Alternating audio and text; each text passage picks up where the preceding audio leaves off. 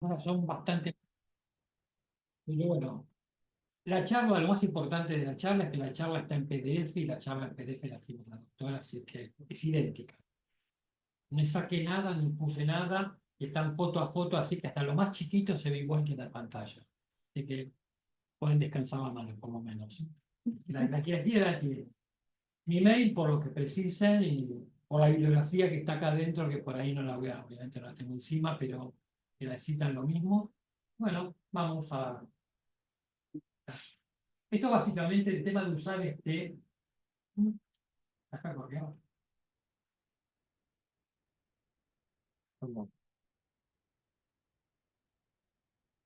¿Qué pasó? Funcionaba. Sí, está recién. No, ¿qué sabes? ¿Está en presentación? Sí. Sí, Haceme un segundo, haceme un favor, ponerlo de vuelta en presentación. O sea, poner pasarlo si querés a la. A ver si. no, y hace como un ruido, qué raro. Ah, pues está grabando. Y si está grabando no lo pasa. No sé si no lo pasa. Fue el tema de memoria de la máquina. O. Bueno,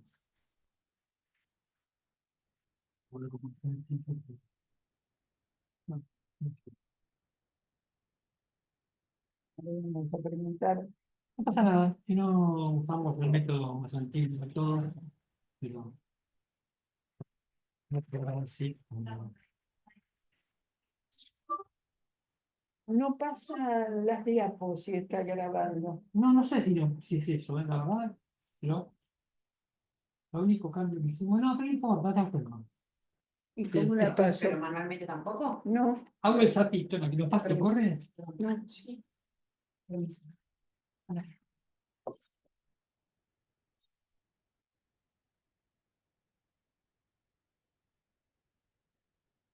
Este es por Tiene el. telita, sí, así esto. Pero no importa, si no es que ha puesto el pendujal, ponelo 11, que desea, a mí no me mueve. ¿No? Vamos a Si probar. que el mouse funciona, listo. Es el tema de las presentaciones en vivo, son así. Ahí está, perfecto. Volvió la mitad. Bueno, entonces me estaba contando eso. La primera. Esta es la lista pequeñísima, pero que cada vez cambia. O sea, cambian la cantidad de cosas y cambia el orden de las cosas. O sea, el orden de la presentación va a ver que es diferente a esto, pero digamos, si uno tuviera que pensar, gracias, si uno tuviera que pensar en términos de frecuencia, de perspectiva, de preguntas no resueltas, de exposición, los disruptores se llevan todo, todo, todo, todo, todo. Esta charla hace 5 años hubiera dicho, bueno, en realidad, disruptores lo que hacen, como les voy a contar, hacen determinadas cosas en el organismo. Cada vez más se empieza a entender mejor, no solo la exposición que hay de disruptores en la vida habitual de todos nosotros, sino las interacciones que tienen estos disruptores, no solamente con lo que tiene que ver con lo que el neurodesarrollo, sino con un montón de trastornos, desde cánceres hasta, se imaginen. Imagínense que el tema de disruptores nació hace muchísimos años porque había osos polares, polares que eran hermafroditas. Hermafroditas que tenían los dos sexos. Entonces, ¿qué pasaba? Había osos hembras y osos machos y de golpe aparecen osos que tenían genitales indiferenciados. Vos. Ahí se descubre que hay derivados del DDT que tienen un efecto que activan los receptores estrogénicos. Las aguas estaban, estos ositos tomando agüita, estaban contaminadas. Y ese fue el primer indicio global de que había sustancias en el ambiente que cuando se encontraban en concentraciones diferentes o cuando los animales o los humanos tienen acceso a, podían producir cambios permanentes en la fisonomía, en el caso de los ositos, y en otras cuestiones relacionadas a la salud. Hemos recorrido un largo camino a partir de eso, y después, bueno, está la patología endocrina. Las que están en coloradito, hipotiroidismo, hipoglucemias en general, y diabetes materna y diabetes tipo 1 del niño, serían en su consulta diaria, probablemente, las probabilidades, digamos, mayores de poder enfrentar a pacientes que han tenido antecedentes personales o familiares en algunos casos, que los pueden haber expuesto a esos niños a anoxas en periodos críticos de su formación del sistema nervioso. Chao. Entonces, ¿la que sigue?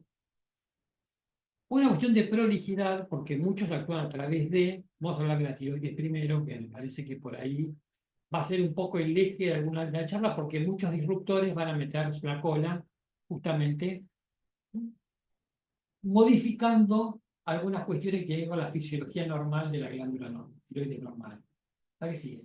Tengan en cuenta de que la tiroides fetal no produce hormonas del día cero. Y la tiroides fetal produce hormonas a partir del segundo trimestre del embarazo. O sea, ustedes van a ver que el bebé va a depender en gran parte de los niveles maternos de hormona tiroidea. Esto está diciendo a ustedes que, por un lado, una mamá insuficiente de hormona tiroidea podría tener un bebé no tan suficiente de hormona tiroidea. Pero ¿cómo funciona esto? El organismo, la naturaleza que es sabia, lo que hace, bueno, obviamente, la mamá forma, a partir del estímulo de la TSH, en la glándula que se llama tiroides, todas son médicas. ¿Sí? Sí. Genial. No, porque a veces, como es un curso que es muy transversal. Ahí tenemos escondido, arrinconado un varón. No, médicos también, pero a veces uno puede usarse con antropólogos, puede usarse con gente de equipo de salud, que hablamos el idioma. Mira. Y lo que produce básicamente la hormona tiroidea materna es T4. Y lo que uno produce, la hormona tiroides de todos nosotros, produce T4. La T4 es una hormona que es parcialmente activa y lo que hace es justamente ir a los tejidos donde tiene que actuar y forma T3 ahí. Súper inteligente. Yo creo que se hubiera diseñado genial, porque en realidad va donde uno la necesita y se protege del exceso también. Entonces, ¿qué hay? Hay unas enzimas que se llaman de iodinasas, o sea que le sacan una molécula de iodo. A la T4 le sacan una molécula de iodo, transforman en T3, que es la forma activa. Y esto se hace tejido por tejido. Ese sistema tiene una actividad basal X. Cuando el bebé, en este caso, o el individuo, cualquiera de nosotros, está expuesto a poca cantidad de hormona tiroides T4, lo que hace es formar más T3. O sea, trata de transformar toda la T4, no un porcentaje, toda en T3, que es la que termina actuando en todo nuestro organismo. Y esto acá no escapa, la placenta es. La placenta es permeable a T4. Con lo cual, va a tener un mecanismo de iodinar de T4 a T3 cuando pasa al bebé. Estos mecanismos de iodinasa pueden estar afectados en muchas patologías y pueden estar afectados por los disruptores. O sea, el disruptor puede meter la colita en varios lados. Dijimos, después le voy a mostrar, hay un gráfico que está bastante bueno que tiene todos los pasitos donde se puede meter. Pues tengan en cuenta esto, y esto va a ser lo que, digamos, la T3, acá en el gráfico, va a ser la que va a producir o estimular las acciones a nivel de la síntesis de proteínas, incluyendo mielina, incluyendo factores que interactúan con la glía, con la neurogénesis. Ya no vamos a charlar todo eso, que es por ahí lo que a ustedes más les interesa. Pero tengan en cuenta de que el bebé en algún momento va a depender de la salud tiroidea materna. ¿Bien? Aquí sigue. Las famosas iodinasas del cuento, hay tres tipos, depende de dónde estén. O sea, la D1, que es la que está en tiroides, también transforma T4 a T3. La D2, que es nuestra aliada de fierro hoy, que es la que nos interesa que funcione todo el tiempo y a toda hora, y que os adelanto un dato. Generalmente, los pacientes hipotiroideos, de la causa que sean, porque le falta la glándula, por lo que fuere, o están poco expuestos a hormona tiroidea materna, esta va a funcionar como en la vida. O sea, va a ser, si convierte el 60 o el 70 o el 80 en condiciones normales, va a tener el 110%. O sea, todo lo que caiga en sus manos se va a tratar de transformar en T3, ¿se entiende? Y por ejemplo, si un enfermo, o un chico, o un adulto está en una situación de salud mala, está infectado, porque está muy comprometido infectológicamente, por lo que fuere, va a ser al revés. Va a ahorrar. Van a ver ustedes que aparecen cuadros de T3 baja. Cuadros de T3 baja son adaptativos. O sea, lo que quiero mostrarles con esto es que normalmente la glándula y la síntesis de T4, T3, del pasaje ese, está regulado por la situación metabólica. Y esto es un factor que es súper importante porque es un mecanismo normal de adaptación y lo que va a pasar es que si no funciona adecuadamente, el organismo va a tener síndromes de, a ver cómo explicarlo, de pérdida de función en época crítica. Ya vamos a definir qué es la época crítica para todo esto que estamos charlando. ¿Para qué sigue? Para toda esta lista de cosas, neurogénesis, glicogénesis, migración, diferenciación de organos, imagínense, si esto fuera un examen, nombran, para todo dicen y está, para todo. No hay lugar donde no intervenga. Favoreciendo, sí, favoreciendo la... Vamos a ver qué pasa que el exceso, porque el exceso de hormonas tiroides produce cosas diferentes. Pero bueno, en condiciones normales, favorece el desarrollo del sistema nervioso. Los periodos vulnerables, ¿qué significa? Son periodos en general en los cuales una noxa, la que sea, produce el mayor efecto. Habitualmente todo lo que es teratogénico, todos los teratogénicos son vulnerables justamente desde el periodo fetal hasta el segundo o tercer año. ¿Por qué? Desde el tema maduración, imagínense el sistema nervioso madura en gran medida los primeros 3 años de vida. O sea, la mielinización del sistema nervioso es un proceso continuo, pero que los primeros 3 años de vida son sumamente importantes. Y si uno se enfocara en el crecimiento físico, no en el desarrollo neuromadurativo, es lo mismo. Por eso es crítico este periodo. Y cuando uno habla de periodos críticos en pediatría, habla generalmente de periodos en los cuales hay mucho cambio en poco tiempo. Pasa acá, pasa en la pubertad y pasa en el embarazo.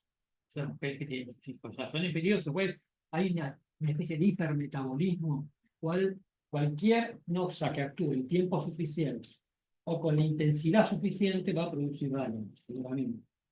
¿A qué sigue?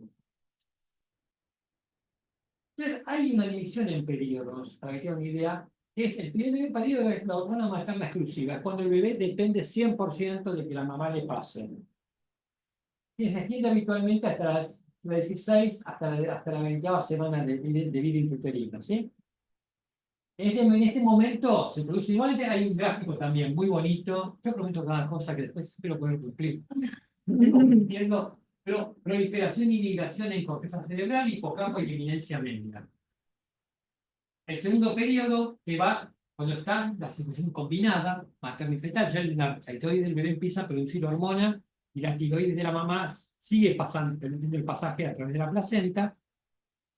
Y después el tercer periodo, que es el último trimestre, sobre todo la segunda mitad del último trimestre, en el cual solamente depende del bebé. O sea, la cantidad más significativa del bebé. Las invito a pensar, los invito, gracias, perdón, los invito a pensar, esa costumbre, trabajo con 9 mujeres, imagínate. En serio, no, son todas mis compañeras son mujeres. Bien.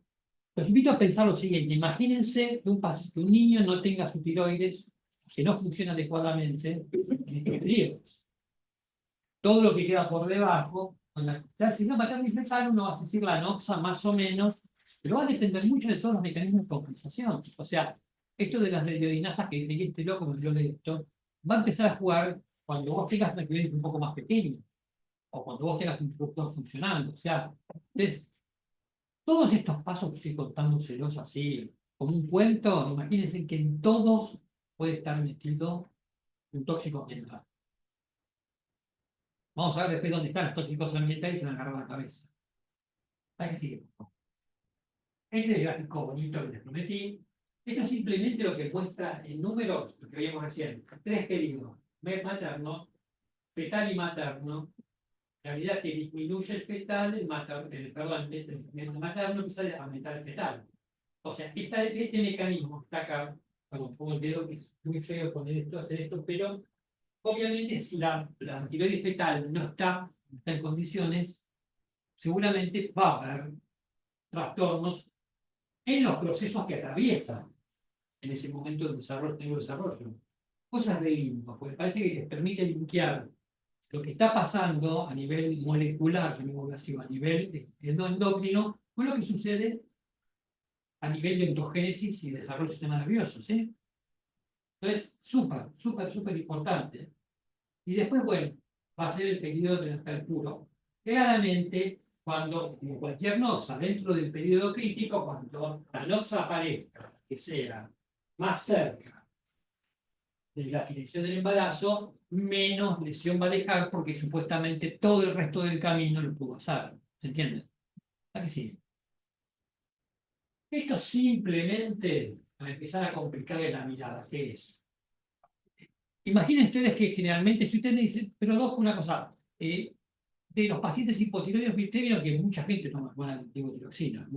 Ustedes se juntan 20 en cualquier lado y 10 por lo menos toman.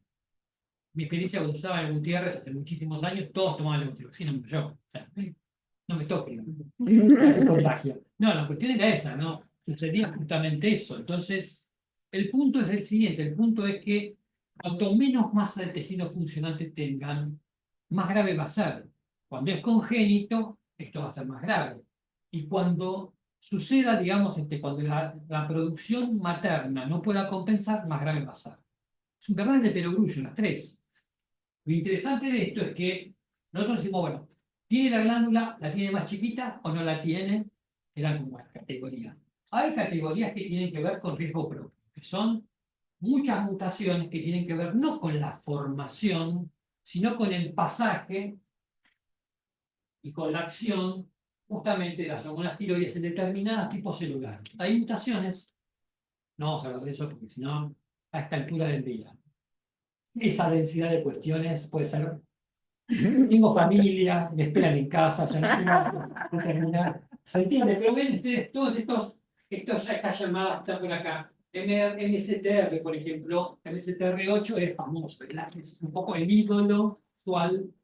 Pero, ¿qué les agrega? Esto le diga, no, pero sí, pues tiene poquito mi hijo. ¿Sabe qué pasa? Tiene una mutación del LSTR8, por ejemplo. Ese va a tener trastorno madurativo ese chico, porque forma parte de todo el cuadro sindrómico, no solo el hipotiroidismo per se, sino, pero tengan en cuenta eso, más temprano, menos volumen de glándula, obviamente, y vamos a ver datos más clínicos, pero todas estas cosas van sumando complejidades. ¿La que sigue, por favor?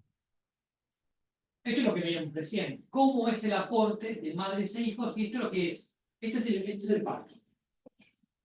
Y esto es cómo funcionan las hormonas tiroideas durante el periodo neonatal. Como ven ustedes, la hormona tiroidea circulante, la T3, es baja en el paciente fetal. ¿Por qué? Porque lo que charlamos antes, se forman localmente en determinados sectores. Entonces, esa de iodinasa 2, que ya a esta altura es casi un pariente nuestro, lo que hace es transformar T4 y T3 en lugares clave.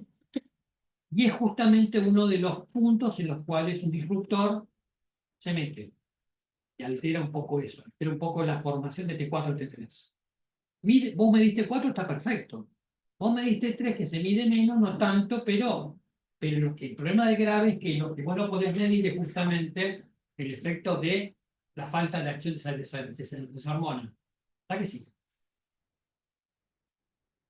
Y los receptores benditos que están en todos lados. O sea, ¿por qué actúa como actúa y genera lo que genera y trabaja donde trabaja? Y porque tiene receptores, del receptor tipo alfa 1, generalmente es el que está en el sistema nervioso fetal. Y después empieza a expresar el receptor beta 1. Son isotipos de que aparentemente producen lo mismo. Se están tratando de mirar un poquito más de cerca qué puede hacer quién. Pero tengan en cuenta generalmente que la T3 actúa vía el receptor tipo alfa 1, regulando la migración celular. Proceso súper importante, muy importante en el neurodesarrollo. O sea, existen de hecho cuadros clínicos descritos, trastornos de la migración, que es una entidad en sí misma. El hipotálamo hipófisis, el beta, regula el eje hipotálamo hipófisis tiroideo. El órgano de Corti se expresa el beta y lleva justamente a trastornos auditivos, hipoacusias neurosensoriales, y toda la bendita hormona esa, que uno ve en la cajita, parece que no pasa nada, pero. Y los trastornos en beta 1 y en alfa 1 también fueron involucrados en trastornos de conducta emocional. Esta placa es vieja. Les prometo que más o menos para 20 minutos más les muestro qué se sabe ahora de esto. Esto es lo que se sabía estructuralmente. Por eso les decía, esto es como una pared. Yo la voy construyendo a ladrillitos. La que sigue, por favor. Esto es del año 2008. Roca Sala lo que hizo justamente hacer un jueguito que es, obviamente lo hizo con animalitos, porque ¿no? Roca Sala estaría en la isla, no sé, en la isla encadenado a un lado. Hizo poner hipotiroideos o hipertiroides a las ratitas. Con hipotiroideas, medicamentosamente, le daba metimazol o les daba hormona tiroides, las ponía hipertiroides. Simplemente está esto mírenlo tranqui en su casa porque no tiene sentido hablar de sector por sector. Ella estudió básicamente arborización del árbol, o sea, arborización del árbol neuronal. No estudió ni neuronas, estudió sinaptogénesis, estudió conexiones, o sea, le interesaba mucho porque con estos pacientes se describe, las primeras descripciones, trastornos en todas las funciones de asociación. O sea, son chicos que habitualmente los hipotiroides congénitos que tienen, a veces no tienen trastornos madurativos severos, en su mayoría, pero muchos cuando uno los puede evaluar con métodos mucho más finos para ver neurodesarrollo, tienen trastornos de muchas funciones asociativas. Pensamiento lateral, funciones integrativas, álgebra, que es la clásica. Álgebra tiene, donde vos necesitas hacer una pequeña secuencia, ahí es donde se encuentran más dificultades, pero entonces se metió mucho con ese tema, con la arborización, bueno, lo que vio es que tanto el hipo como el hiper tenía diferencias significativas con respecto a los cerdos. Ratoncitos, ¿eh? Y esto es anatomía, esto es agarrar y hacer células de Purkinje, teñirlas, como Ramón y Cajal, más o menos. O sea, eran ratitas. La que sigue, por favor. Tanto el hipo, la que sigue, como el hiper. Volvemos al eje del asunto. Periodos críticos. Inicio del trimestre bioterina, periodo neonatal temprano. Cuando uno ve un niño y piensa en un niño y piensa en patología de un niño, aunque ustedes lo vean a los 5 años, niño y madre son como una sola cosa. Hay que mirarlos como una sola cosa. Sobre todo cuando uno quiere ver neurodesarrollo, cuando uno quiere ver todo lo que es herencia, todo lo que es trastornos metabólicos, todo lo que... Hay que ponerle un ojo al niño y un ojito a la madre. O sea, los ojos quedan así. Pero no hay cosa, para entender lo que le pasa a un bebé, sobre todo en los primeros meses de vida, un ejercicio, no dejar de mirar a la madre nunca. Ejemplos hay, después le voy a contar algunos cuando llegue el momento. Me pasó acá y pasó, no, pasó hace 5 siglos, pasó hace muy poco. Y decía, bueno, se me escapó la pregunta y sí, se me escapó la pregunta. No cambió mucho la situación, pero se te escapó una pregunta, pero que era importante hacer en un momento. Y los primeros 3 a 4 años. Esto es lo que charlamos hasta acá. ¿Hasta que sí? Estas son embarazadas, en las cuales lo que se vio es cómo está la hipotiroxinemia de la embarazada con respecto al bebé tratado y con neurodesarrollo. Ustedes saben que los canadienses fueron los primeros en estudiar hipotiroidismo congénito y empezar a hacer screening neonatal. Una de las hipótesis que ellos tenían era que, aunque vos trataras al paciente tempranamente, los pacientes no mejoraban, o sea, no mejoraban significativamente, no mejoraban igual a sus pares. Ahí está, no encontraba la expresión, perdón. O sea, vos lo ponías en un tiroideo en tiempo y forma, o sea, digamos, 10 días de vida, una semana de vida, pero aún así había cuestiones inherentes a algunas áreas del neurodesarrollo que no eran exactamente iguales en los pares en el chico que había tenido el hipotiroidismo congénito. Este grupo, Isabel Rodríguez, unas españolas que trabajaron con la misma idea, fueron pacientes que embarazadas, que hablaban del embarazo, los niños nacidos a los 38 a los 60 semanas, meses de la escala de McCarthy. Y encontraron diferencias significativas. O sea, yo esto cuando lo cuento digo, bueno, en Argentina el gran problema sigue siendo hoy el diagnóstico temprano, el hipotiroideo congénito, y el tratamiento en tiempo y sostenido en el tiempo. O sea, poder empezar a tratarlo a una edad que se lo pueda tratar y que aparte se pueda sostener el tratamiento. En los lugares que tienen screening, tienen financiación de tratamiento, el sistema ya no lo tiene. El paciente se screenea temprano, se separa rápidamente los chicos que tienen hipotiroidismo congénito y se tratan adecuadamente y esos pacientes no tienen temas de compliance, la medicación da el estado, etcétera, etcétera, etcétera. Nosotros todavía seguimos teniendo problemas con eso y cada tanto hoy vimos algún paciente que tiene 2 años y algo y tiene diagnóstico ahora. Pasa, por cosas diversas pasa, pasó por la pandemia, se pasó sin la pandemia, pero yo creo que vieron la idea que aún así, en los pacientes que eran corregidos, los pacientes tenían ciertas diferencias con respecto al wild type, al paciente no hipotiroidismo, al paciente hijo de una madre no hipotiroxinámica. ¿A qué sirve? Obviamente, esta es la historia que usted dice, bueno, esto no, esta no le puse la mamá ya pobre, ya quiere como si fuera una hermana, tiene 20 y tantos años. Pero créanme que esto generalmente uno dice, bueno, estas son fotos del pasado. Misedema, un diario umbilical, producción igual, derrame periférico. No no tiene eso. No tenemos un paciente exactamente igual que hicimos diagnóstico el año pasado, 2025. Esta placa tiene más años que yo. No, más años que yo. Pero tiene muchos años. O sea, sigue habiendo pacientes con diagnóstico tardío. Si uno dice sentido dice, bueno, sí, pues los disruptores, sí, ok, vamos a charlar de eso, pero sepan que esto existe. Si son pacientes que siguen apareciendo a pesar del screening, a pesar de que conocemos muchísimo más de la patología. Tengan en cuenta que no se corrige todo y que muchas veces uno tiene que empezar a preguntar cuándo se hizo el diagnóstico, cómo se hizo el diagnóstico, cómo se empezó a tratar y cómo fueron los controles. Y aún así, les repito, hay gente que dice que ya el hipotiroideo intraútero, porque la pregunta hubiera sido, bueno, si lo detectaron el tercer día, al quinto estaba tomando levotiroxina, ¿por qué tiene handicaps neurológicos? Justamente porque el hipotiroidismo intraútero también tiene consecuencias.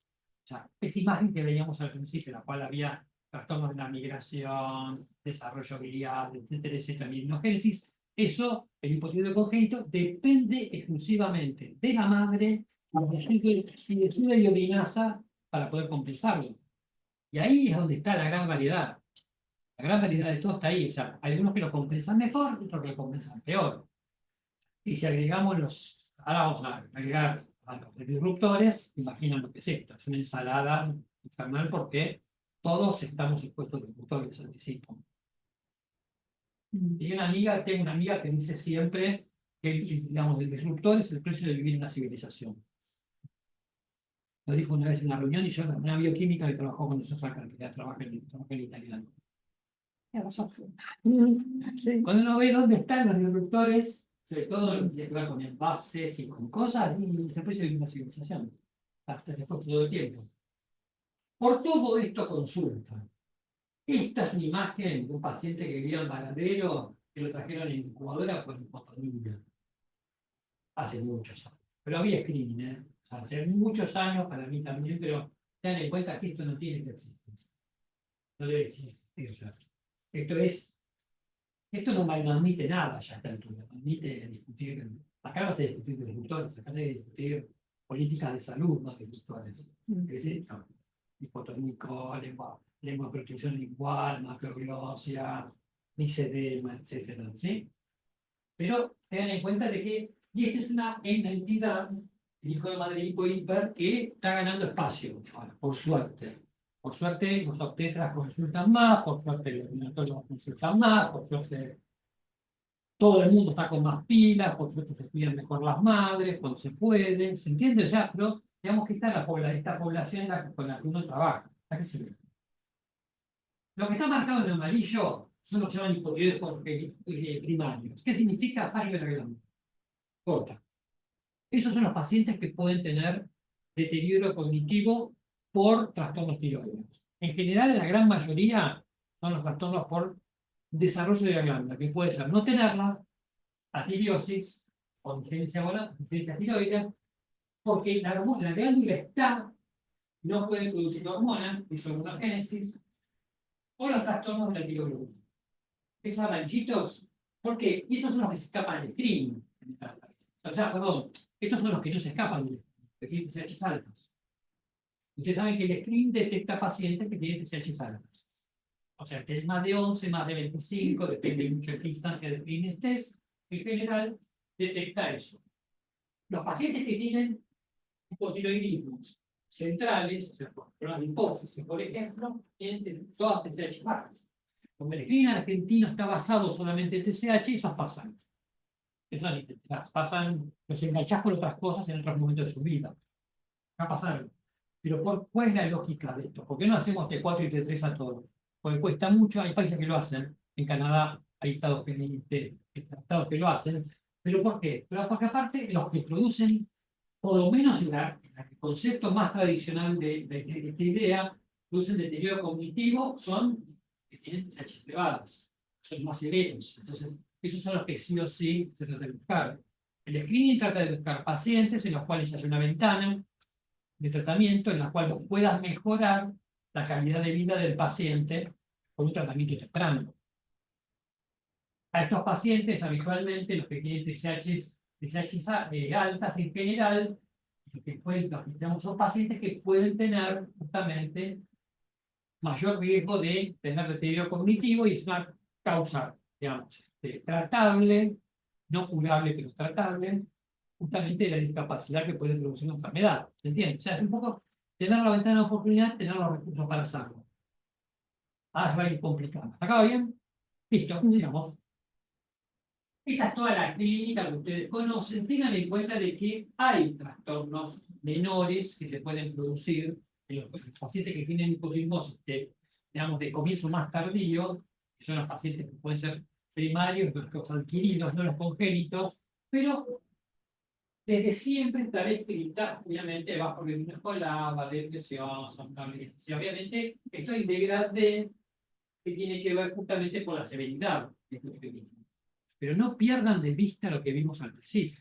Un hipotiroideo le pasó en algún momento, o pudo haber pasado, cualquiera de las cosas que vimos cuando hablamos de neurodesarrollo, hablamos de la ontogenia del sistema nervioso, y de hormonas, ¿sí? ¿Para qué sí? Esto es simplemente para los que son neonatólogos o trabajan cerca de pacientes, esos son todos los factores asociados a la pesquisa que pueden tener a veces serían las facts de las pesquisas. Que la gota no es insuficiente, que el papel no esté, los seis esté casi cubiertos, que el paciente vaya derivado de un lado, no sea ni de uno ni de otro. Recuerde que si tiene menos de 35 semanas, habitualmente el paciente hay que tomar muestras, se toman cada 2 semanas. Si tiene algo llega a término, sí o sí hay que hacerlo nuevamente. O sea, todo este tipo de cosas pueden hacer de que la pesquisa sea justamente haya falsos negativos, falsos negativos, sí, digo bien, en la pesquisa, ¿sí? ¿La que sigue? Estos son los cortes históricos, pero estos van a cambiar en el tiempo. Tengan en cuenta de que cuando uno encuentra un paciente que tiene un valor de corte, imagínense que uno a veces pincha 3.000, 4.000 para algunos, 3.000, 2.500 para otros. Recién nacidos es para enganchar uno y seguro hay que agarrarlo. O sea, el sistema de pesquisa depende en gran parte de tu posibilidad de poder tener en tiempo y forma al paciente, ¿sí? Para tratarlo. Entonces, esta es todo un procedimiento de la pesquisa. Habitualmente, el paciente tiene valores de corte para recita, en un momento era 11, después pasó a 10, pero piensen, el primer valor de corte patológico, para no ponerle un número, pero va cambiando el número dependiendo del tipo de ensayo, seguramente el paciente se repite con la misma tarjeta, el mismo se vuelve a hacer el estudio. Si el paciente tiene más de 10, ahora muchos saltan acá directamente. Todas las pesquisas que se hacen por banco directamente se pide ya una muestra en sangre porque a veces se pierde mucho tiempo en todo este proceso. A veces llega la tarjeta el día 2 de vida, 3 de vida, y llega el día 9 o 10, que decís, traen el niño, y que es el que estamos viendo ahora, que van a hacer un centello. Pasa todo el tiempo. Bien más de lo que uno pensaría que tendría que pasar, ¿sí? Pero esto es, digamos, es importante pensar la pesquisa como un proceso en el cual a veces las clínicas privadas hacen pesquisa a algunos pacientes, y si a veces pesquisa y lo que vienen haciendo es sacarle la muestra al paciente y a veces más un follow-up de la muestra, y si el paciente no va a buscarla, el resultado nunca llega. Pero bueno, ¿para qué sigue? Estos son los adquiridos. ¿Qué interés tiene un adquirido acá en esta charla? El interés del adquirido es que hay formas adquiridas en chicos de menos de 3 años. ¿Son raras? Hiper raras. ¿Producen algún tipo de daño? Potencialmente lo puede producir porque es una noxa que va a actuar durante bastante tiempo que tiene el fenómeno de autoinmunidad agregado muchísimas veces, ya sea pasado por la madre o de nuevo, que es muy raro, pero puede también alterar el neurodesarrollo en las áreas puntuales que tienen que ver con la mielinogénesis. O sea, hay datos escasos porque es una población muy chica, los adquiridos menores de 3 años, 4 años, pero tengan en cuenta que uno debería mirarlo con ojos parecidos a los que mira uno un hipotiroideo conjunto. Aquí sí. Esta es mi paciente, esto es consulta acá, pero bueno, acá digamos, esta paciente con hipotiroidismo adquirido, pero es lo que se me dice y el repaso de los síntomas. Uno tiene que tener la sensación que cuando llega a este lugar, no está dado. Por si esto se ha producido 10 años antes, llegó tarde. Para muchas cosas, porque toda la historia previa, pues yo las invito siempre a pensar en la imagen esta que veíamos las semanas y lo que iba produciendo el hipo, ¿sí? ¿Para qué sigue? El diagnóstico, rápidamente, uno hace, justamente para estos pacientes, pide TSH, T4 libre, anticuerpos, se sacan placas de mano, lo que hace es retrasar la maduración esquelética, por lo cual no tiene el dato ese en chicos grandes, y habitualmente se pide una ecografía tiroidea, y en muchos casos se pide el centellograma con tecnecio. ¿Que sigue?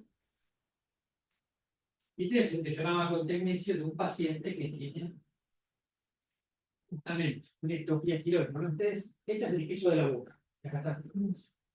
La tiroides sublingual, ¿sí? Y acá la ven, después clarito, están los labios, acá está la tiroides, está acá. ¿La que sigue? Y pero ¿qué pasa? Acá está antes y 6 meses después. Cómo va perdiendo mixedema, pero les voy a repetir, todo el daño que pudo haber producido en algunos aspectos, incluyendo el crecimiento, incluyendo a veces trastornos hormonales diversos, también obviamente los produce. Son a veces difíciles de recuperar muchas veces, sobre todo, esta es una niña grande, pero en chicos más chicos, por ahí chicos, debo repetir, esa edad nacimiento y los 5 años puede ser justamente más difícil de poder recuperar, más difícil. Obviamente, uno tiene que pensar en esto, justamente que puede ser congénito adquirido. Los congénitos se asocian a trastornos de déficit, trastornos de su maduración en diferentes grados. La dosis varía según el paciente, obviamente acá está la dosis la que sigue, pero lo que uno tiene que quedarse con la idea de que estos pacientes requieren conductas muy proactivas. O sea, todo el hándicap intraútero que pudo haber tenido un paciente congénito severo se agrava si uno no tiene conductas proactivas en eso. Entonces, ¿cuál es la idea de esta parte? La idea de esta parte es simplemente cuando uno encuentra un paciente que tiene un diagnóstico de hipotiroidismo congénito, siempre es importante poder valorar cómo fue. Edad de diagnóstico, edad de tratamiento, compliance al tratamiento, y son pacientes que es sumamente útil que tengan un buen seguimiento neurológico y de su neuromodulación. Porque a veces, lo que les digo, aún bien tratados y bien diagnosticados, las áreas que pueden ser evaluadas por un pediatra clínico no son suficientes para lo que estos pacientes necesitan. Y bueno, todo lo neurocognitivo habitualmente queda en un segundo plano hasta el fracaso escolar. Entonces, por ahí lo que uno ve en la práctica como endocrinólogo, yo no hago neurodesarrollo, pero la práctica es que a veces nos quedamos cortos en ese tipo de cosas. ¿Bien? Aquí sigue. Y este es un trabajo turco, más nuevito, ya pasamos al 2013, en el cual uno ve los pacientes tipo tratados con neurodesarrollo, y uno ve que hay diferencias, lo que llamamos al principio de lo que encontraron los canadienses, lo mismo encuentran en Turquía unos 6 años después. En general son pacientes que existe cierto grado, estos estaban evaluados por Wiley 3, pero cierto grado de alteración con respecto al paciente no hipotiroideo, a pesar de tener tratamientos. O sea, siempre son pacientes que han tenido tratamientos correctos desde el punto de vista, o sea, tienen buenos laboratorios, cumplieron la medicación, cumplieron los controles que estaban pautados, y aún así es como que los pacientes tienen en algunas áreas, en este estudio casi todas, que pueden tener diferencias con respecto al paciente sin hipotiroidismo. ¿Verdad que sí? La estrella del día son los disruptores. O sea que por ahí es donde les puedo repetir. Yo personalmente creo que más futuro y más cosas nos permiten aprender con respecto a todo el neurodesarrollo, muchas cosas, justamente el tema de conocer qué son los disruptores. Son sustancias presentes en el medio ambiente, alimentos y productos de consumo que interfieren con la biosíntesis, metabolismo o la acción hormonal, provocando una desviación del control homeostático o reproducción normal. O sea, puede estar en cualquier lado, pueden meterse casi con cualquier sistema endocrino y pueden producir cambios en muchos meses que pueden ser, inclusive ahí está una discusión si los cambios producidos por este tipo de disruptores pueden tener alguna, digamos, forma de transmisión epigenética. O sea, no digamos no genética mendeliana, sino epigenética, porque vamos a ver que hay algunas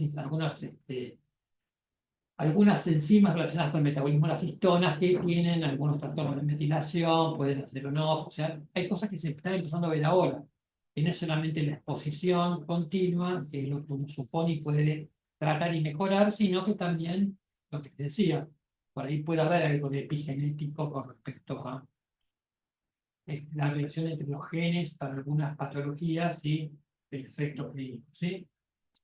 Son compuestos químicos con la actividad hormonal de origen y estructura variada capaz de alterar la composición hormonal de los seres vivos. Recuerden el ejemplo de los hitos, los primeros que se descubrieron fueron los disruptores que tenían acción estrogénica, los clásicos. Y debido a su repercusión sobre los animales, los ositos y las personas, y a su presencia como contaminantes industriales en el medio ambiente, los compuestos más activos son aquellos capaces de minimizar los efectos de los andrógenos y los estrógenos sobre el organismo. Acá el paradigma era el osito polar. O sea, por eso conté el osito polar al principio, porque es sobre andrógenos y estrógenos, que es sobre la fertilización o estrogenización, o sea, que el hombre parezca hombre, la mujer parezca mujer, y el macho parezca macho y la hembra parezca hembra. Pero, le voy a repetir, esto es la punta del iceberg, la punta del inmenso, la que sigue. Esto es un poco la publicidad actual. Que, bueno, lo que esto está hecho el Ministerio de Salud de Estados Unidos. Entonces dice, Endocrine Disrupting Chemicals, que son SD, que es la sigla con la cual van a encontrar, que bueno, describe que son químicos que pueden, muchos están desarrollados en base a, bueno, la extracción de nombre, que aparecen en aceites, en el agua, en el aire, en las comidas, en el packaging, ¿sí? Y acá menciona algunos que después vamos a mencionar en castellano. Efectos adversos. Esto es de 2024. Crecimiento, neurodesarrollo, sistema reproductivo, metabolismo y estado de salud en general. Y acá empieza a hablar de la exposición materna. Esto era un tema que hasta acá, hace unos años atrás, uno decía, bueno, uno iba a un lugar, tomaba agua de donde no debía y le salía la tercera oreja. Y ahora uno sabe que hoy la tercera oreja es la mamá, o sea, la mamá tiene contacto con disruptores, y hay un montón de evidencia, alguna casual, digamos, zonas en las cuales se encuentran determinadas patologías predominantemente. No por ejemplo, teníamos una manzana que era famosa en la endocrinología porque había pubertades precoces a pasto. O sea, toda la manzana tenía chicas con pubertades precoces, en Entre Ríos. Hace muchos años, cuando estaba Silvia trabajando todavía acá, estaba Gil, la doctora Gil estaba trabajando en la UPA y ahí, en esa época nosotros empezamos a mirar esas familias porque llamativo. El GAP tenía un paciente metido ahí también. Y había algún contaminante, había una usina y había cosas relacionadas con la electricidad que no sabemos qué rol podía jugar. Pero tengan en cuenta que si la mamá tiene contacto, el bebé puede también, a través de la leche materna o a través de la placenta, tomar contacto con otro contacto con el bebé. ¿A qué sigue? Disruptores hormonales. Tienen todas virtudes, es como un perfume Chanel. Vida media larga, un horror. Un horror porque metiste la pata una vez y te dura un montón de tiempo, no sé si te va enseguida.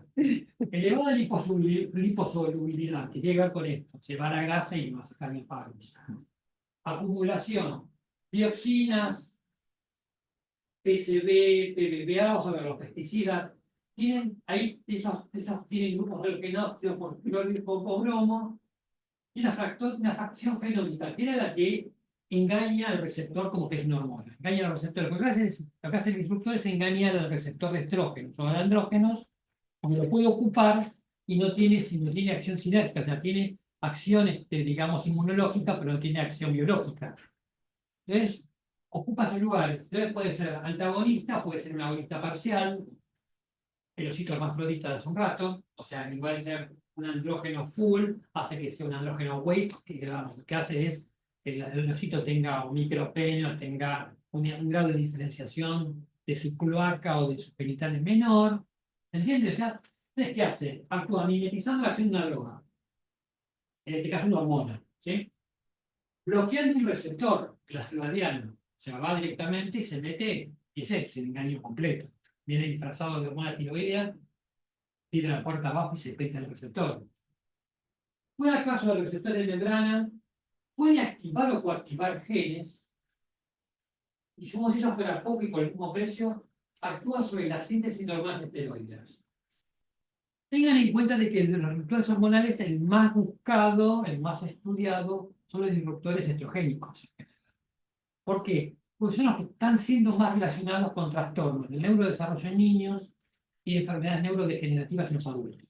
Esto está ongoing. Algo le voy a mostrar, pero está todavía en camino. ¿A qué sigue? Aquí vamos a la lista de todo lo que tiene que dejar de tener en sus casas para ver.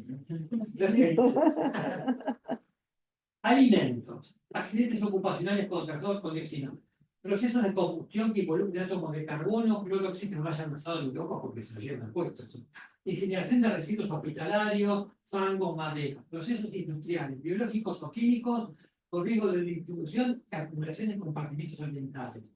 Bifenol A, monómero sintético utilizado para producir policarbonato. Yo tengo un techo en la casa. Universidades de Fox, sí terminé, dicen algunos, pero bueno. Muy utilizado, gran potencial de pollo natalia, materna o bien gestión de comidas enlatadas, que se utiliza como un inhibidor de la proliferación bacteriana. Fórmulas infantiles, estaban algunas contaminadas con fenol o con algún compuesto que tiene fenol, leches maternizadas, talatos. Uso industrial como plastificante, manufactura de plástico, vinilo flexible, productos masivos.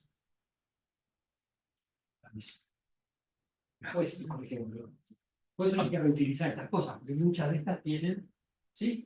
En pisos, cobertura de paredes, aplicación de contacto para alimentos, dispositivos médicos, productos de aseo personal, perfumes, cosméticos, lociones. Vieron que los lugares que venden cosas así naturistas venden también el champú naturista. Está champú naturista, además. Esto es porque, entre otras cosas, tratan de no tener efectos. Solventes, plastificantes para la celulosa, lacas, barnices, pinturas. Y algunos medicamentos. La que sigue, por favor. O sea, nos invadieron. Sí, porque aparentemente dicen que no hay manera, hasta los que hacen cultivos orgánicos dicen, No, pero ahora te voy a mostrar lo que la dijo- tierra ya no escapa tampoco. No, ¿para qué sigue? Acá está lo misma lista, chicas. No se maten buscando lo mismo y los mecanismos potenciales de acción que se los voy a explicar en castellano. En castellano, esto es cómo funciona la hormona tiroidea. En todos los pasos que van desde la síntesis de hormona tiroidea a la acción de la hormona tiroidea, en todos los pasos hay algún disruptor que disrumpe. Claro como el agua. O sea, no es solamente que se planta desde la expresión del receptor hasta la unión de la actividad con el receptor y el reclutamiento de coactivadores que son necesarios para la síntesis. Y si hay distintos, el bifenol A, por ejemplo, los talatos, el PCB, o sea, hay muchos, ¿entiendes? O sea, como dice la doctora, uno puede no escapar, pero hubo alguien que intentó una forma. Ahí sí, ¿no? Esto es el resumen de lo que llamamos acá. Disruptores, periodos críticos, mecanismos de acción, efectos regulares. Y sobre qué áreas puntualmente del desarrollo actúan. Esto está bueno tenerlo porque me parece que es un poco, si bien tiene ya 10 años, es una placa que todavía mantiene la vigencia y parece que es suficientemente simple y gráfica como para mostrarnos. Si tuvo una exposición documentada, cosa que, como contaba recién Lidia, es imposible. ¿Quién no estuvo expuesto a un sachet de leche o una botellita de agua mineral? ¿O quién no mete el agua mineral y no le mete un jugo, no le mete agua para preparar algo con algo? Y esto, ojo, ninguna regla, ninguna norma que esté dando vueltas distingue las botellas de Tupperware del resto. Uno compra de Tupperware con toda la ilusión del mundo, con bastante dinero que va a ser, Claro. no se debió lograr. Peor Y acá todavía. es la palabra de Tupperware, que no sabemos dónde estará ese señor. Ah, ¿A qué sigue?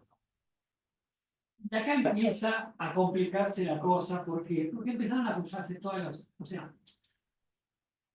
hay genes que uno sabe que actúan en determinadas áreas del neurodesarrollo, básicamente en los áreas neurocognitivas.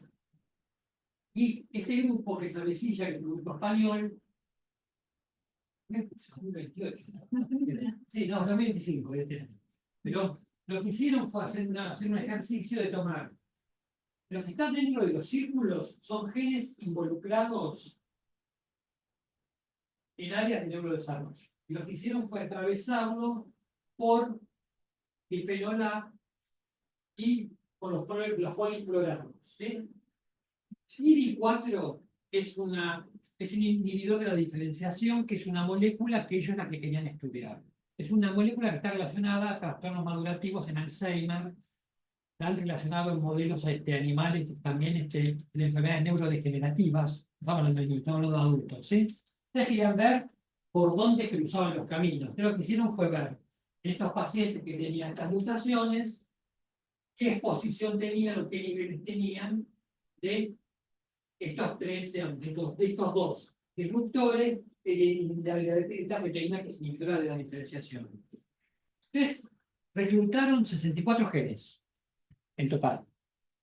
Los 64 genes, estos están en la tablita, son justamente, de acá de este lado, son los que están, son los ganadores de esto. Es decir, bueno, fueron los que se encontraron presentes en más ocasiones en determinados eventos que tienen que ver, bueno, obviamente, pacientes que tenían a trastornos digamos, en la vía del tumor growth factor beta, pacientes que tenían alteraciones en la adhesión focal, pacientes que tenían trastornos en la vía del MAP kinase, o sea, fueron detectando trastornos que eran específicos y que tenían ya nombre y apellido, que sabían el mecanismo de acción, y lo fueron cruzando con genes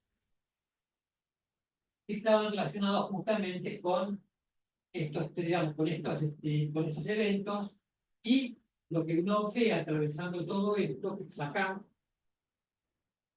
estos pacientes todos tenían, digamos, trastornos, lo que tenían eran trastornos neurocognitivos, y fueron viendo las áreas de contacto, porque lo que pienso, hipótesis de trabajo actual es que uno está expuesto, o sea, a estos disruptores, y que la acción de ID4, que era lo que ellas estudiaban, en realidad, lo que digamos, tenía una acción permisiva con respecto a los pacientes que no tenían. Entonces, uno veía, por ejemplo, que había pacientes que no estaban en ID4 y no tenían expresión clínica, tenían mucho menos, y los pacientes que estaban justamente expuestos a ID4 y tenían trastornos neurocognitivos tenían mucha más presencia en la casuística de sus pacientes, esa casuística que se tenían hecha de pacientes. Es un estudio está ongoing, o sea, nos mostraron los datos, les interesaba mostrar un modelo en el cual se integran los genes que uno conoce y algunas moléculas que no son disruptores en el sentido clásico, que son moléculas pequeñas que pueden atravesar membranas, que tienen una concentración nanomolar y que pueden justamente ser permisivas o reforzar la acción de estos disruptores. ¿Está que sí? Y esto es justamente esto Brambilla lo que hizo fue tomar madres y tomar madres que estaban expuestas a disruptores y ver en leche la presencia o no en los bebés de trastornos neurocognitivos.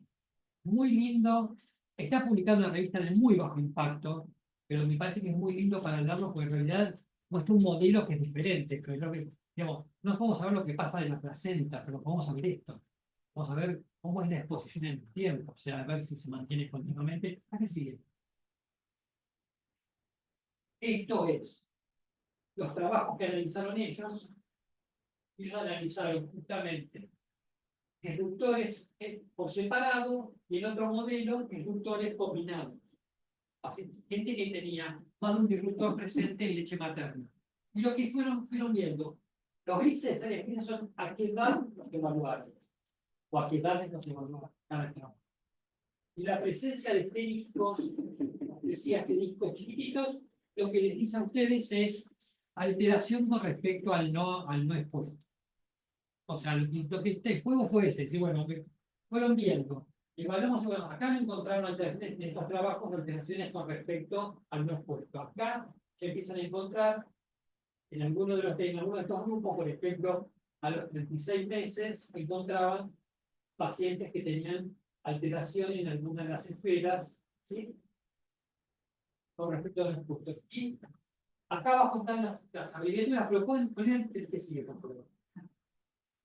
Lo interesante es que, como esto suele ser así en la vida real, el modelo que están usando ahora es combinarlo. Bueno, cuando estás expuesto a más de un disruptor en la leche, ver qué grupo de estos pacientes en estos trabajos tenían alteraciones con respecto a lo que sería el wild type, gente que no estuvo expuesto, el bebé que no estuvo expuesto a una madre que tenía. Y que uno supone que si la madre tiene su leche materna, el disruptor seguramente la placenta también lo tuvo, o sea, en su vida intraútero lo tuvo también, ¿sí? ¿Está que sí? Inclusive hace poco salieron estudios que mostraban la presencia de microplásticos. No, te digo, no te hagas nada. No. ¿Está que sí? Entonces acá viene la solución. No, es un poco irónico, pero no. Esto está hecho por hay una división, no, en serio, no se ríen porque no es para reírse, es para reflexionar porque me parece que es difícil de hacer, pero en realidad no es tan mala. Reducción de los efectos sobre la salud de los inductores, esto está hecho por uno de los institutos de la NIH, antes que viniera Trump y lo volara, según te agarró volado. De la casa llamó que lo cierran, seguramente, pero bueno, la cuestión es que lo que hicieron fue una reunión en la cual hablaron una serie de expertos de internet. O sea, no puse la cita y me arrepiento de que la quiera se la paso porque hay que leerlo muy fraccionado porque no hay un texto único, sino que son conferencias resumidas de gente que habló específicamente. ¿Qué sugieren, digamos, para minimizar los efectos de los ecotóxicos? Dieta rica en frutas, fibras, granos, baja en azúcar y comidas ultraprocesadas, porque reducirían el riesgo cardiometabólico evidente, pero aparte reducirían la exposición a disruptores, aceite de pescado, folatos y probióticos. Esto es interesante porque tienen alguna hipótesis que uno podría mejorar la barrera intestinal frente a la exposición digestiva de ecotóxicos y metales. Lo mismo, la flora, mantener el microbioma intestinal, no es tan fácil, descansar adecuada cantidad de horas, manejo del estrés, es lo que es cierto, llegar a mindfulness, o sea, el tema del procesamiento del estrés, pues también modifica la microbiota, desarrollar actividad física, disminuir exposición a estos disruptores que sean ocasionales. O sea, por ahí uno se pone pintura, cosas que pueden tener que ver con algo que vos podés decir no, o por ahí lo ves y decís, esto no me convence, mejor no. Pero, y todas estas medidas, que me parece súper interesante, contribuyen a mejorar la salud del embarazo y perinatal. O sea, empezamos a pensar en términos del dúo, madre e hijo. O sea, puesto de ser un fenómeno individual que estuvo expuesto y estuvo expuesto, acá me parece que lo que empieza a jugar es que intentar hacer cosas, intentar buscar métodos de vida sana que nos permita justamente mejorar esto. ¿Sí? Esto es un poco más terrenal. Volvemos a la vuelta a la Tierra. No, ¿por qué? ¿Por qué interesan las hipoglucemias? Básicamente interesan las hipoglucemias porque la glucosa es el sustrato metabólico del cerebro y del sistema nervioso. Punto.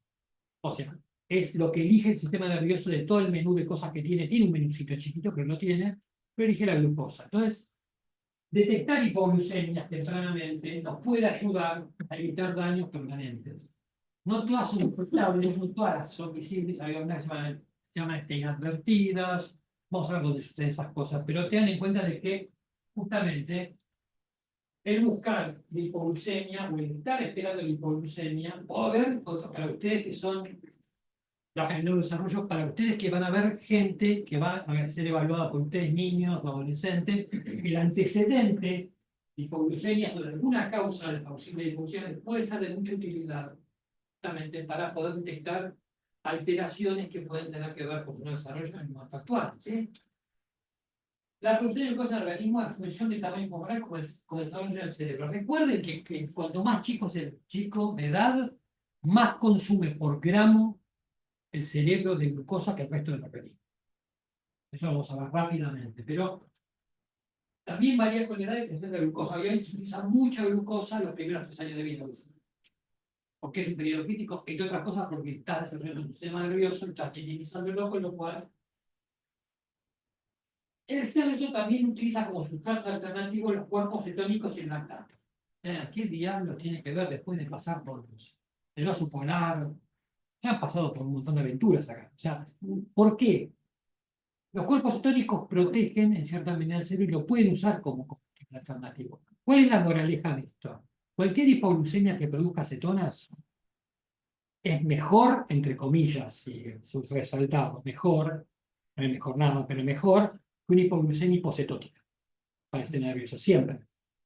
Porque ese tipo tiene donde agarrarse, para ese tipo, esa persona tiene donde agarrarse, ¿sí? Porque no tenés glucosa, pero podés utilizar lactato y hacer gluconeogénesis a partir de esto, a partir de los cetónicos y del lactato. Y acá la otra idea importante de este tema es que uno tiene que tener idea que hay gente que tiene mayor riesgo. Que eso es lo que ustedes tienen que recabar. Anduvo bárbaro, el paciente estuvo genial, pero tuvo perinatológico medio raro la que sigue.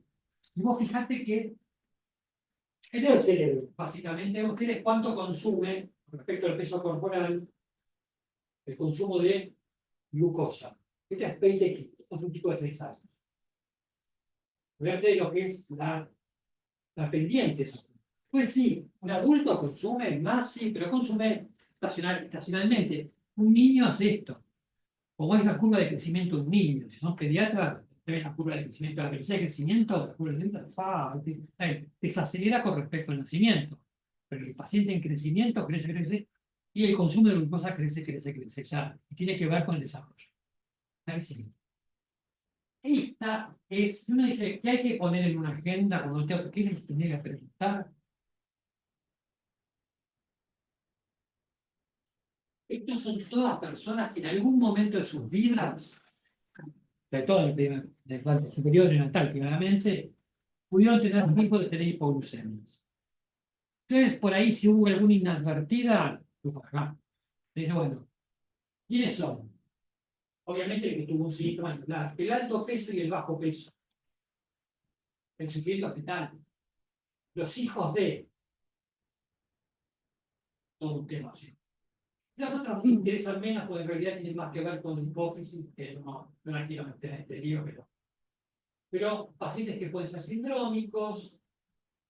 Pero tengan en cuenta esto, los hijos de. O sea, cuando dice, bueno, tuve hipoglucemia, fue RCIU bárbaro, fue RCIU, fue un alto peso, fue un bajo peso bárbaro, pero nunca se olviden de, porque estos son los que a veces pasan de largo. Estos pacientes a veces tienen un pequeño descenso de su glucemia que pasó inadvertido, y a veces los hijos de madre. Yo hace un rato les conté que alguna vez tuve un GAF con un paciente que tenía un hiperinsulinismo acá adentro.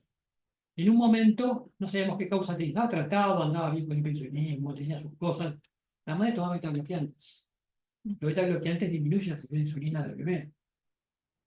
Y la madre tomaba desde hace cierto tiempo beta bloqueantes, que no lo tenía incorporado. No lo contaba. No lo contaba, era parte de su vida, porque si vos tomabas apirinetas, a pesar, tomaba hace 10 años, y el obstetra, no figuraba en la historia del obstetra, en la historia de acá, gracias a Dios, figuraba, porque no lo llevaron, pero vos decís, tuvo en otro lugar, tuvo así por leucemia, era sacar el pecho a la madre. Después, bueno, se complicó un poco más la cosa, pero digamos que en principio a veces te pasa de que te puede pasar eso. por no preguntar la pregunta necesaria, te comes la posibilidad de diagnóstico y por ahí un paciente sigue expuesto a hipoglucemias. Porque es decir, esto empieza en el momento. Si vos lográs corregirlo rápido, se acabó. ¿Sí? ¿Para qué sigue? Y los nuestros son iguales. Los nuestros, imagínense, no puedo estudiar maduración. Todos los pacientes tuvieron convulsiones, letargia. Estos pacientes, imagínense que generalmente todos los que tienen hipoglucemias severas con cetonas negativas, estos tienen todas cetonas negativas. Los pacientes de endocrinos que realmente son con cetonas muy bajas, no tienen cetonemias muy altas. En general son pacientes que no son como el hiperinsulinismo, pero tienen cetonas limitadamente bajas. Los que tienen menos cetonas, como hipoglucemias con cetonas muy bajitas, son los que pueden ser más riesgo de convulsiones, más riesgo de hipoglucemia. ¿Bien? ¿Para qué sí? Y la cetosíca está en la otra punta del mapa. O sea, no, pero tuvo una hipoglucemia, anduvo bien a los 6 años. No va a ver la gente de metabolismo, no va a estudiar el metabolismo. Ese paciente raramente trae problemas. En realidad es al revés. Los pacientes tienen cetosis. Son pacientes que habitualmente no tienen asociado con esta es la diferencia de la contracara del otro paciente. Hacen hipoglucemia, sí. Probablemente no van a tener trastornos madurativos porque, primero, que arrancan en una edad distinta, arrancan a partir de 18 o 20 meses, o sea, son chicos más grandes.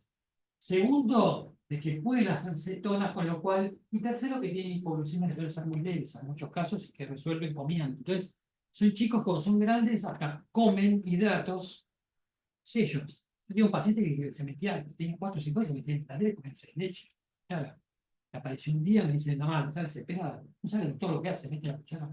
Y sí, mira eso. Él se sentía tan mal con la cetosis, que iba como uno con tan ayunas. Que iba y se comía el leche y lo calmaba. Pero tengan en cuenta de que esta es una forma de hipoglucemia que no suele no estar relacionada con trastornos normales. ¿Verdad que sí? Algunos hacemos eso de goloso, ¿no? Pero vos ahora es una excusa, ¿ves? Yo tengo hipoglucemia cetótica. Y acá viene lo interesante del asunto, porque acá empieza a haber cosas que no están tan estudiadas. O sea, este es el gris de todo. Hipoglucemia en pacientes diabéticos. Es re frecuente.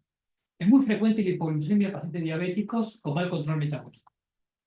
Hay etapas en la vida pero es la más frecuente, sí. Representan el 2 al 4% de las muertes, el 10% de eventos convencionales, que el 25% presenta por lo menos una vez al año.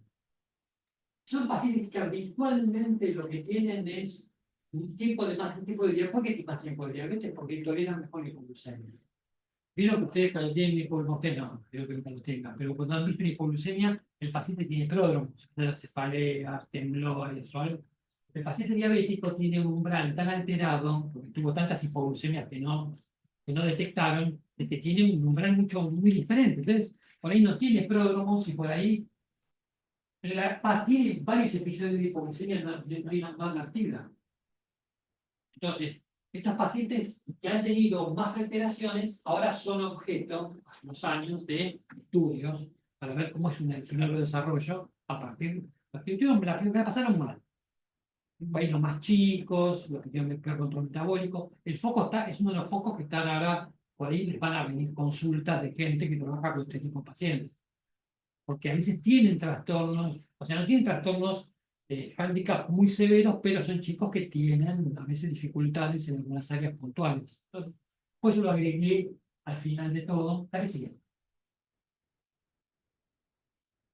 Esto simplemente recuerden de que existen hipoglucemias inadvertidas, que obviamente son las que más proban todo esto. Cuando el paciente que tuvo muchos episodios de hipoglucemia se estudia y se sigue. Si tuvo una condición por hipoglucemia, inhalar, o sea, pero digamos.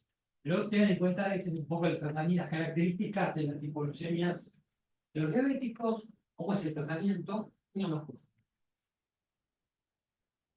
Esto empieza a ser interesante. Esto es un estudio que tiene una media de crecimiento de 1,7.5 años. Los suecos son como los ingleses. Yo les creo todo. No, les creo todo porque tienen un sistema para hacer estadísticas. Los noruegos tienen muy buen sistema. Los daneses tienen sistema de salud que tienen registro bárbaro. Imagínense, tienen 7 años y medio de media de seguimiento. 11.000 diabéticos tipo 1. Entonces lo que hicieron fue, para hacerse las cortas, analizar covariables que tenían que ver con la severidad de la patología, con el cumplimiento, con la comprensión del tratamiento, con las complicaciones, las comorbilidades que tenían. Y encontraron algunas cosas. ¿Qué encontraron? Lo predecible. Estos pacientes tenían varias esferas. En el desarrollo tenían trastornos con respecto al paciente diabético de buen control. El control era el paciente diabético bien controlado, que tenía una hemoglobina de menos de 7, o sea, azúcar. Es el que todo el mundo quiere tener. Difícil de tener, muy. ¿Por qué? Porque si te pasas un poco de rosca, te hace hipoglucemia. Tú lo tenés muy ajustado, pero bueno, tenían pacientes muy ajustados, tenían pacientes que tenían más de 8,5 de hemoglobina glicosilada. O sea que, pero lo interesante fue, obviamente, los pacientes con, justamente, los que tenían mayor de 7,8, tenían mayor incidencia de todo. El todo era significativo para todas las áreas que ellos evaluaron desde el punto de vista neuromadurativo.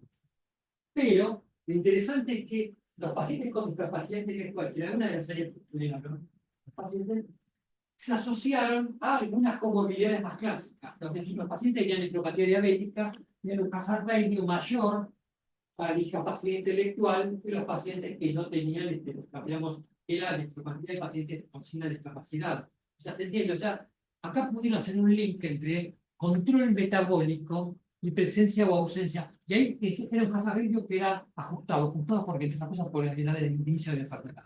Uno dice, bueno, está bien, pero por ahí el que tuvo la nefropatía era mucho más chico, tiene más años de diabetes aparte es de más difícil control, generalmente, no, lo corregí. Digamos, lo ajustaban por todas las covariables, prácticamente, vean ustedes que tenían un intervalo, acá está, debe ser 1,30 a 5,37, o sea, tenía 5 veces más de frecuencia, 2,64 se entiende, de media, de frecuencia mayor los pacientes que tienen nefropatía, la asociación de nefropatía con trastorno de discapacidad intelectual. O sea, el buen control metabólico también podría funcionar para prevenir alguna de estas morbilidades desde el punto de vista mental, o sea, desde el punto de vista neuromodulativo. O sea, uno tiene una idea y tiene una idea que dice, bueno, en general todo lo que sucede en la primera infancia, los primeros 3 años, pero la vida es el peligro, probablemente para muchas de estas cosas, ¿sí? O sea, lo que ustedes van a ir viendo, de hecho, hay toda una línea, creo que está aquí. Sí. Hay toda una línea de trabajo que están pensando el Alzheimer y las demencias seniles y los disruptores. Y la presencia de los disruptores, digamos, con acción estrogénica. O sea, hay experimentos que se imaginen, por ejemplo, imagínense ratas tratadas con disruptores con acción estrogénica, cuando llegan a una edad, digamos, comparativa con una adolescencia normal, las ratas expuestas de disruptores con acción estrogénica, ratas macho, empiezan a hacer ansiedad, empiezan a aumentar ansiedad. No sé cómo estudiar la ansiedad muy rápido. Me imagino la pregunta podría ser, no tengo idea, pero pueden detectar cambios de conducta, que es una de las áreas que les interesa, moods, entonces, los disorders of mood de esas ratas, que cuando retirás el posicional ahí es fácil porque vos sos el que la pone y saca el disruptor del medio. Mejor. Ya que es camino por azar. Saltamos del oso polar, hermafrodita, A la al rata diabético, ansiosa. y a todo ya la microbiota y la eubiosis. No, pero esto es un poco para mostrarles el panorama Sí, no, global. O interesantísimo. sea, en los términos prácticos, trastornos tiroideos, hipoglucemia, hijos de madre diabética, diabéticos tipo 1, son las poblaciones que uno tiene que mirar con más. Obviamente, todo esto está atravesadísimo, pero yo con los factores, que es lo que no vemos.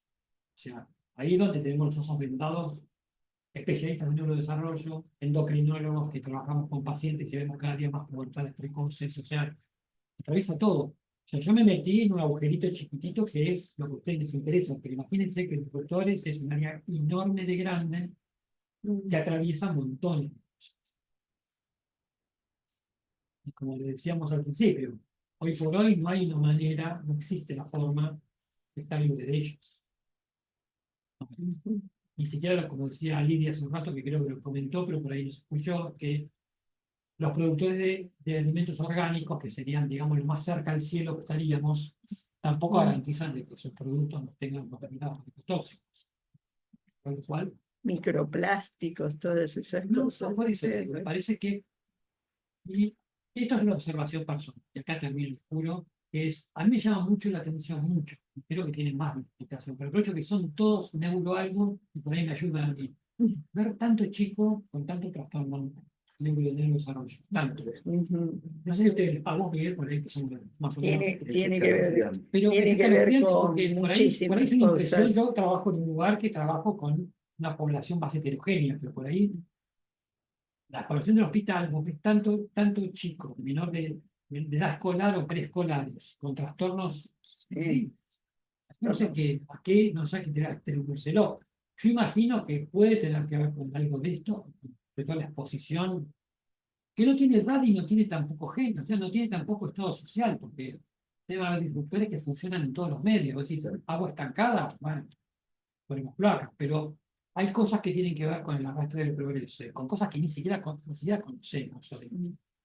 Por eso traté de hacerles una charla lo más estructurada desde lo que era la historia de esto, que por ahí donde estamos todos más enganchados a esto que viene a ser un poco más nuevo, o sea, por dónde va el camino. El camino va que cualquier trastorno hereditario o adquirido del sistema nervioso está pasando también entre varias lupas, por la lupa de los psicotóxicos y los disruptores. Ujú. Y algún día verán que por ahí las pantallas también son Las disruptores. pantallas, no, sí, hay gente que habla de zonas de teléfonos, hay gente que habla de, Ah, no te digo, te da escalofrío. sí, sí, sí, sí, sí, Realmente no tal hay cual. forma de. Voy al medio del campo, sí hay antenas, en el campo y hay cosas. Ujú. No, sí, pero. Y es un poco, qué sé yo, esto ayuda a conocer al enemigo invisible, digamos. Mm. Algunos vienen de la mano del Excelente. progreso, otros me imagino que no tanto. No, Son cosas que. otros a mí me parece que el progreso también debe tener un límite. O sea, porque es tipo, la clase anterior a la tuya fue nutrición y neurodesarrollo. Entonces, arrancó el docente hablando de cuando queríamos ver a los bebés gorditos.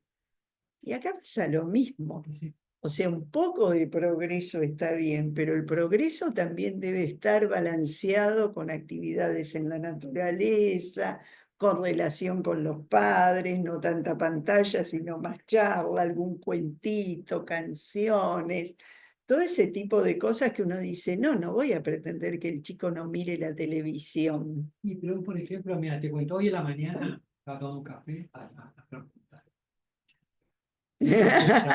Y vos sabés que había una mamá que estaba dando la madera a un bebé grande, una chiquita, un chico grande que tenía 3 años, pero parecía macrosómico.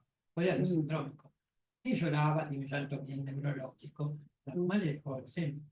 La mamá te puso a acomodar el bolso y el chico estaba con el celu, la niña estaba con el celu, miraba el celu. Claro, Qué sé yo, en el consultorio lo tortean. Eso sí lo claro. tortean. Sí, sí, sí, sí, Niños sí. que digamos, se entretienen y juegos que hay.